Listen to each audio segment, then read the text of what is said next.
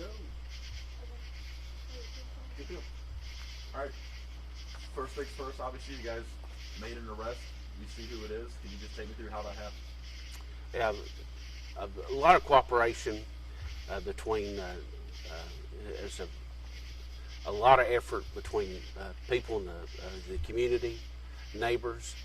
Of course, I mean, it's been a case of priority for ours for the last 24 hours because this person not only victimized this fire department, they victimized this community by taking these tools, these life-saving tools away from the community and not making them available.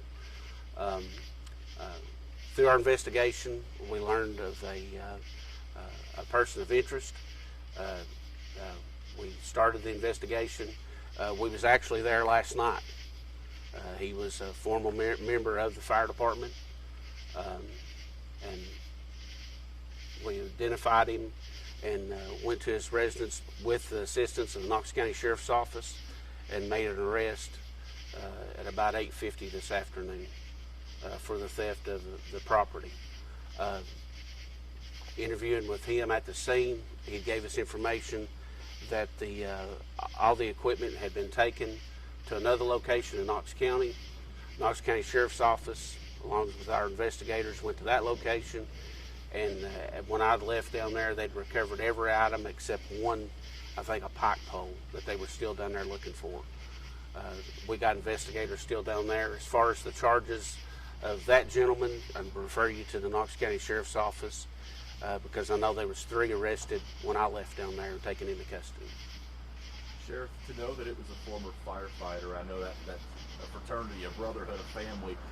How much more disheartening does it make this knowing that it was someone who used to work here and that's something? Well, I mean, it does. I mean, because I mean, he knows the importance of this equipment that's on this truck. I mean, the area of this where it is, I mean, this fire department a few years ago made provisions to put that station there because of the long response time. And they had that equipment on there for a reason, to save lives and make a difference. And for someone to take advantage of that, and especially someone that, done this profession, but I think that you look around in all careers in public safety, unfortunately, we have those that go against the grain and turn and do these type of things. And, it's disheartening, it's disgraceful to the oath that you come in here and you swear to do is to protect your citizens and give them that service. And how much safer is Newmarket today getting all this stuff back? I mean, it's going to make a difference. It's going to make a difference, just like, like the chief was saying here.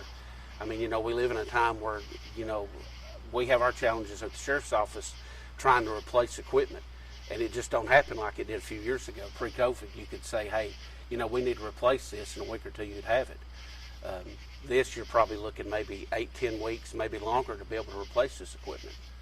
So it's going to make the difference between them having a traffic crash and having the equipment come from this station to respond down there. For them to arrive down there, the firemen, first response wouldn't have this equipment. So, I mean, yeah, it's made a difference. I can't remember if you already answered this, and I apologize. What was the suspect's demeanor like when y'all did arrest him? Didn't say much.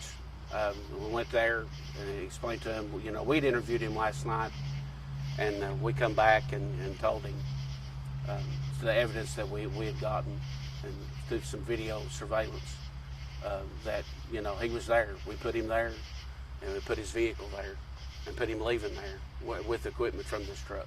So he pretty much knew when we come back the second time. This is the third time today. Been there twice today. And when we come back this last time, he pretty much knew. Could you just tell us, when did he work at this department, and how long did he work here for? What was his rank? That I think he was just a firefighter. I'd have to. Volunteer fireman. Volunteer fireman. He was here about 2 years. We wanted to get rid of him way back there, but we gave him a second chance and everything. But like I told him, I called him on mine. He told him bring his stuff up in there. And to the chief and to Moose, can you guys just talk about how important it is to have this specific equipment, more specifically the jaws of life, back in your guys' possession? Yes, what it is, it takes us from here anywhere from 10 to 12 minutes to get from here to Strawberry Plains. We have a lot of wrecks on Old Damage Pike there. And that station, we put it down there in 2012, something like that, to help. And we raised money to pay for that station stuff for them down there. And we put it down there. We help them people down there so we get an ISO rating on the insurance, and so it don't take us forever 10 to 12 minutes to get to the scene down there on the accident. No. But I want to tell you one thing. I want to thank this man right here. I know for a fact that they at work when I called him last night. I don't know, I say about 9:30 when they started. This man and them stayed on it. We was back down there this morning, and his detectives over there at that place looking at the camera. And that's how the camera's what paid off on it. And I want to thank him and his detectives and them for doing their job, what they were supposed to do, and they done a good job of it. And I want to thank Sheriff Coffey on doing it. The only thing I gotta add is we all here to help the public. As a sheriff department, I'm a deputy sheriff, fire chief, I'm in the fire department here. We all here to help the community. And it's like when you take away from churches or you people steal from there and volunteer, we just volunteer.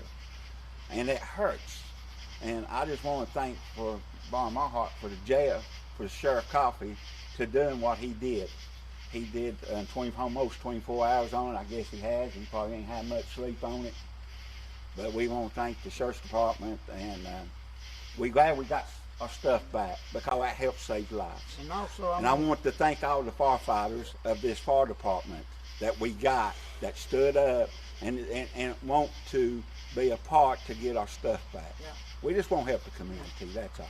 And also I want to thank Knox City, Oak Ridge Fire Department, and the fire chiefs over the East Tennessee and stuff. Yeah. They called me tonight. He said, do you boys need anything? Come up there, put in your truck, help education, anything. They said, call us, we'll bring it to you. And I want to thank them people for Norton, Oak Ridge, and the Fire Chiefs Association of East Tennessee. And they was going to bring the stuff up here. I said, we got it covered because we had more jobs we could put in that truck. So I want to thank them for offering their help today. Sheriff, what does it mean to you to hear the thanks of these two stand-up gentlemen with the fire department, to know that you helped in bringing back their equipment and bringing them back to normal? Well, I appreciate both these gentlemen. I mean, decades of service to this community, of service as law enforcement, constable, as firefighters. And I mean, you're talking about some of the founding members of this fire department that started it years ago, and their dedication to this community and the sacrifice that they put in. And they ain't getting paid any for it. And you know that was our goal when we come in here. I mean, volunteer fire department, they have taken their equipment, and it was going to be all hands to be able to do this. And I mean, we reached out, even our IT department, our guy that works IT was down there helping us download videos from residents, and it's to make sure that we got those recordings. So I mean, we pulled everybody out to help solve this, because I mean, it was to my personal feeling, I mean, it was a threat to the community down there, because that equipment wasn't there, because my family travels that roadway as well.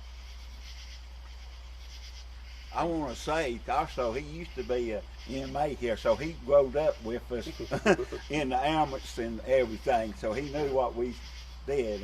But I just want to thank him again, and thank everybody. Thank the community that was involved helping him and everything. We thank the world of everybody here. We give our time. I don't care to do it. I've done it for years, and I don't care as long as we can help somebody. But I want to thank Sheriff Coffey here. I've known him for years. I know him when he's highway patrol and everything. We worked together and everything. And I know him, and I want to thank him and his man for what they've done for us, and all the people that supported us on it and everything. I'm just proud I got our stuff back. I think we, Yeah. if you can see, we got more coming, the sheriff said, don't you, Sheriff? We got, Yeah. This is part of it right here.